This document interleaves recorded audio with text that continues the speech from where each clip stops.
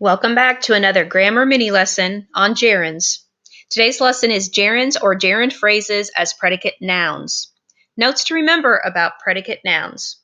One is that they are one of the four functions of a noun in a sentence.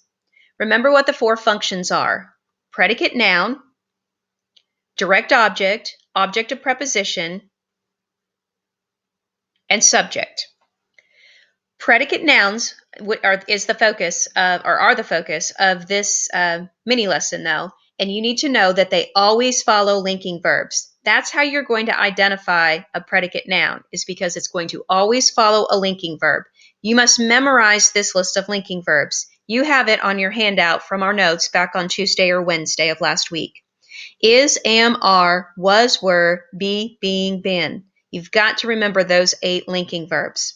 There are others, but those are the 8 that are most commonly used. The predicate noun has a job of renaming the subject.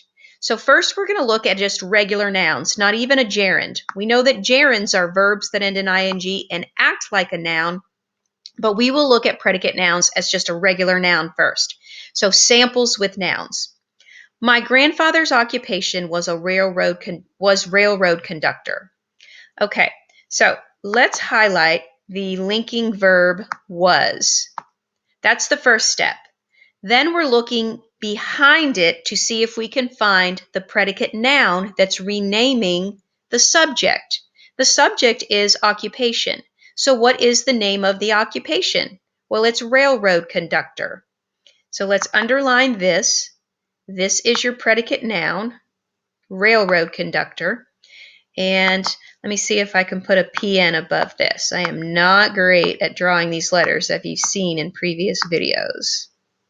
Okay, that is the predicate noun. Well, the job of the predicate noun is to rename the subject. So I'm going to draw and connect a line between the subject occupation and railroad conductor. And the job of the linking verb is to link those two together. Let's do the same thing quickly with Sam is a nurse. Okay, so we will highlight the linking verb.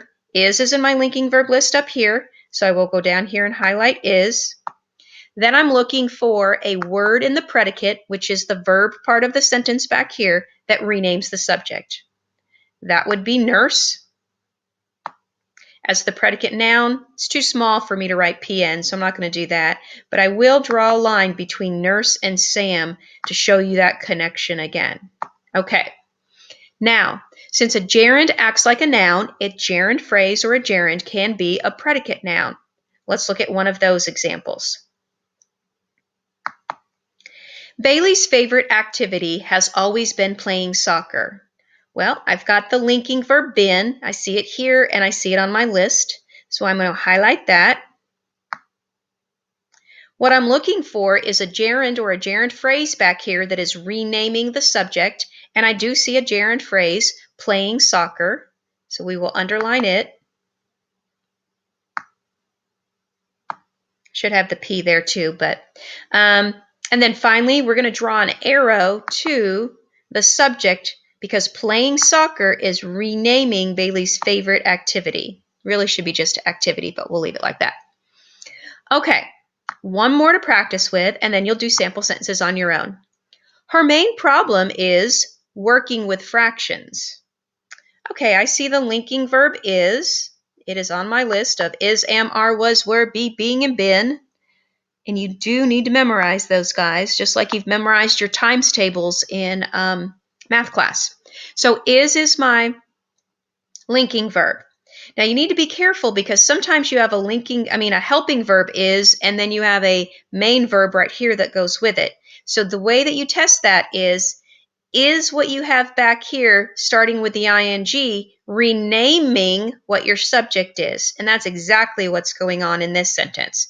So I'm going to underline my gerund, working with fractions, which is really my gerund phrase, working with fractions. And working with fractions is renaming or identifying what the problem is. And that is the job of a predicate noun, to rename what the subject is. So working with fractions is renaming main problem. That is what you will be doing on your own for the sample sentences. Directions. Underline the gerund or the gerund phrase in each sentence below. Also label the linking verb with an LV, and then draw an arrow to the word it's renaming.